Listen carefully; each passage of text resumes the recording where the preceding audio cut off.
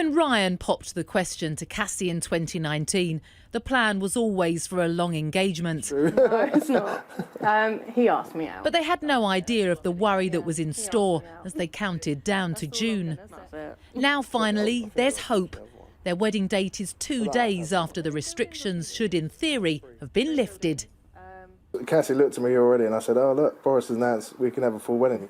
So I'm hopeful this month now. We've had the announcement, we've spoken to the venue.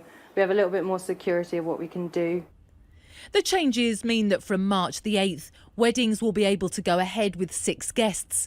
The number will then rise to 15 people on April the 12th, increasing again on the 17th of May, this time to 30. And finally, on June the 21st, all legal limits on numbers will be lifted, as long as the scientists say it's OK. It doesn't help Joanna and Paul. Here they are at the church on postponed wedding date number 1 last spring, then number 2 in December.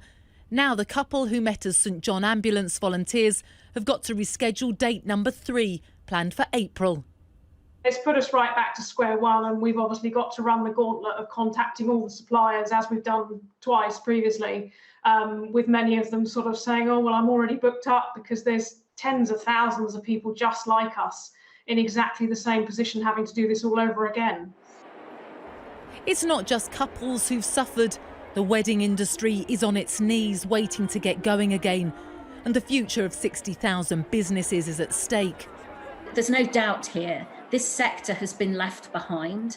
We have not had any support, and we've been prevented by the restrictions from trading in any commercially viable form for nearly a year. And now we're told until the end of June. We must have that support or our industry will collapse.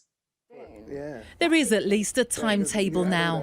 And for Ryan and Cassie, it bodes well that come June, they'll be able to tie the knot as planned. Emma Birchley, Sky News.